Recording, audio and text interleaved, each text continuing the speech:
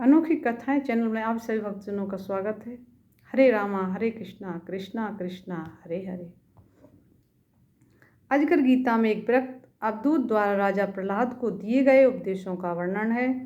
यह प्रकरण महाभारत के शांति पर्व भीष्म द्वारा युधिष्ठिर को दिए गए उपदेशों के माध्यम में आया है। यह गीता न केवल वृत्त सन्यासियों के लिए उपयोगी है, अपितु उन वृत्तजनों के लिए भी विशेष उपयोगी है जो प्राय अपने सभी पारिवारिक दायित्वों को पूर्ण कर चुके हैं तथा शेष जीवन सुख शांति से बिताना चाहते हैं।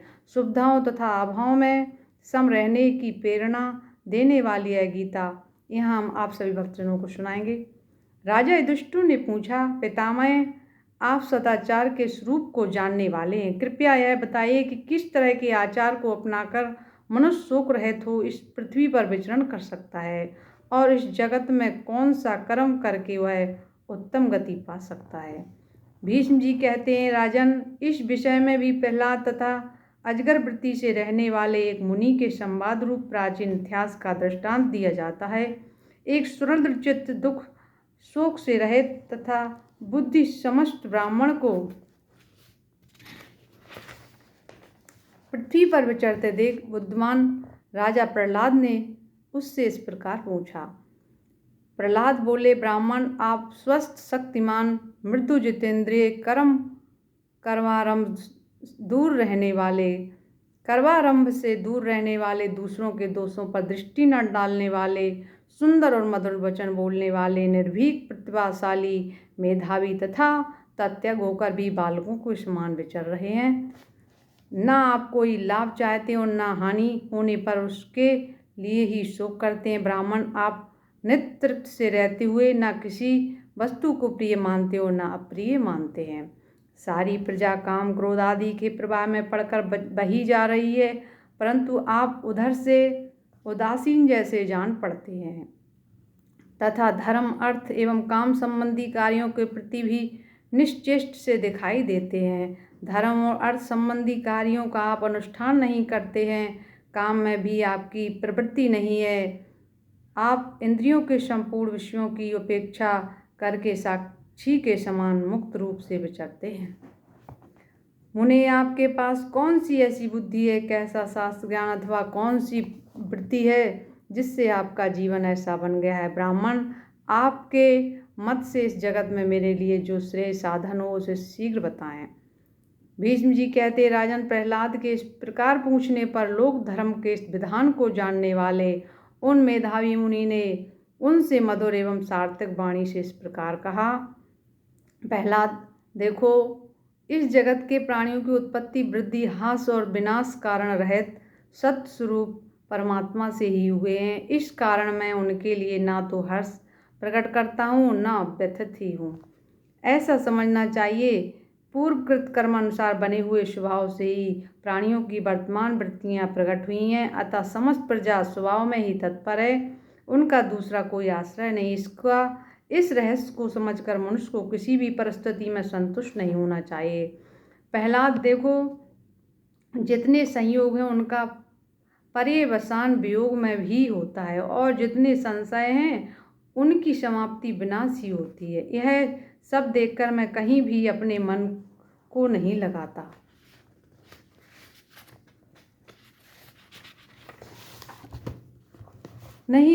हूँ। जो गुणयुक्त संपूर्ण भूतों को नाशवान देखता है तथा उत्पत्ति और प्रलय के तत्व को जानता, उसके लिए यह कौन सा कार्य अभिष्ट रह जाता है।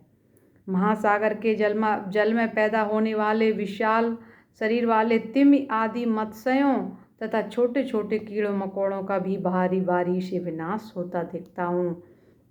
असुरराज पृथ्वी पर भी जितने स्थावर जंगम प्राणी हैं उन सब की मृत्यु मुझे स्पष्ट दिखाई दे रही है। दानव श्रेष्ठ आकाश में विचरने वाले बलवान पक्षियों के समक्ष भी यथा समय मृत्यु आ पहुँचती है।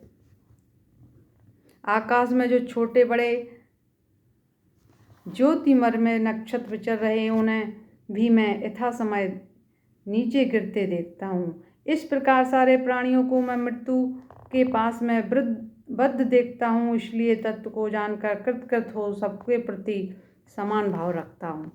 हुआ सुख से सोता हूँ। यदि देव इच्छा से अकस्मात अधिक भोजन प्राप्त हो जाए तो मैं बहुत खा लेता हूँ। ग्रास मात्र मिल जाए तो उसी में संतुष्ट रहता हूँ, और ना मिला तो बहुत दिनों तक बिना खाए पिए सोता रहता हूँ। फिर कितने ही लोग आकर मुझे अनेक गुणों से संपन्न बहुत सा अन्न खिला देते हैं। पुनः कभी बहुत थोड़ा, कभी थोड़े से भी थोड़ा भोजन मिलता है, और कभी वह भी नहीं मिलता। कभी चावल की कनी खाता हूँ, कभी तिल की खली ही खाकर रह जाता हूँ, और कभी अघनी के चावल का भात भरपेट खाता हूँ। इस प्रकार मुझे बढ़िया घटिया सभी तरह तरह के भोजन बारंबार प्राप्त होते रहते हैं। कभी पलंग पर सोता हूँ, कभी पृथ्वी पर ही पड़ा रहता हूँ। कभी कभी मुझे महल के भीतर बिछी हुई बहुमूल्य शैया भी उपलब्ध हो जाती है। मैं कभी तो चिथड़े अथवा पक्कल पहन कर रहता हूँ, कभी सन के, कभी रेशम के, और कभी मृगचर्म के वस्त्र धारण करता हूँ। तथा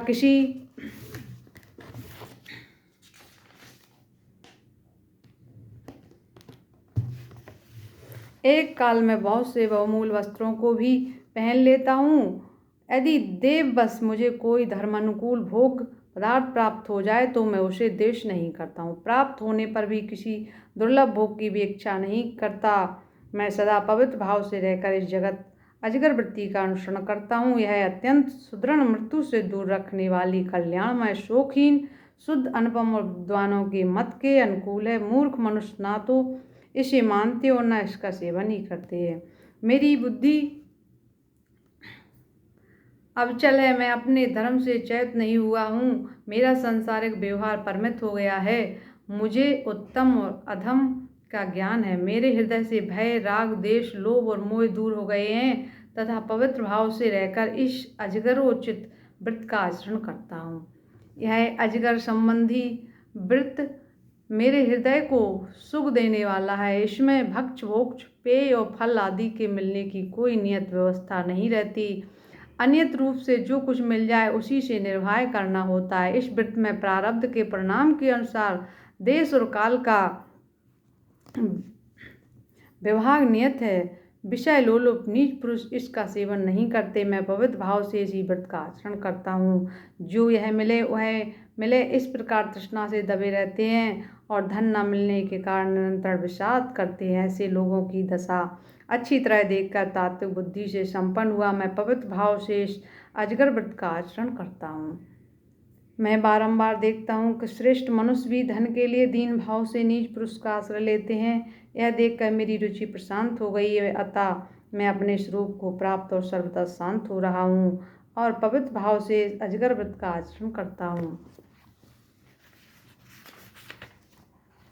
सुख, दुख, लाभ, हानि, अनुकूल और प्रतिकूल तथा जीवन और मरण, ये सब देव के अधीन है। इस प्रकार यथार्थ रूप से जानकर मैं शुद्ध भाव से इस अजगर व्रत का आचरण करता हूँ। मेरे भाग, भय, राग, मोह और अभिमान नष्ट हो गए हैं। मैं धृति, मति और बुद्धि से संपन्न हूँ एवं पूर्णतः शांत हूँ, और प्रारब्ध वस्तुतः अपने समीप आई हुई वस्तु का उपभोग करने वालों को देखकर मैं पवित्र भाव से अजगर व्रत का आचरण करता हूँ। मेरे सोने बैठने का कोई नियत स्थान नहीं है। मैं स्वभावतः दम, नियम और व्रत, सत्य और शौचार से संपन्न हूँ। मेरे कर्मफल संशय का नाश हो चुका है। मैं प्रसन्नतापूर्वक पवित्र भाव से अजगर व्रत का आचरण करता हूँ। जिनका परिणाम दुख है, इनका इच्छा के विषयभूत समस्त पदार्थों के जो व्रत हो चुका है, ऐसा आत्मनिष्ठ महापुरुष को देखकर मुझे ज्ञान प्राप्त हो गया है। अतः मैं तृष्णा से व्याकुल असंशयत मन को वश में करने के लिए पवित्र भाव से इस अजगर व्रत का आचरण करता हूँ। मन, वाणी और बुद्धि की अपेक्षा उनके इनको प्रिय लगने वाले विषय सुखों की दुर्लभता और अनंतता, यह दोनों को देखने वाले की भांति मैं पवित्र भाव से इस अजगर व्रत का आचरण करता हूँ। अपनी कीर्ति का विस्तार करने वाले विद्वानों और बुद्धिमानों में अपने और दूसरों के मत से गहन तर्क और वितर्क करके ऐसी करना चाहिए, ऐसा करना चाहिए इत्यादि कहकर इस व्रत की अनेक प्रकार से व्याख्या की है। मूर्ख लोग इस अजगर वृत्ति को सुनकर इसे पहाड़ की चोटी से गिरने की भांति भयंकर समझते, परंतु उनकी यह मान्यता भिन्न है। मैं इस अजगर वृत्ति को अज्ञान का नाशक और समस्त दोषों से रहित मानता हूँ, अतः दोष और तृष्णा का त्याग करके मनुष्य में विचरता हूँ। भीष्म जी कहते, राजन, जो महापुरुष राग, भय, लोभ, मोह और क्रोध को त्याग कर अजगर व्रत का पालन करता है, वह इस लोक में सानंद विचरण करता है। बोलिए भक्त वत्सल भगवान की जय।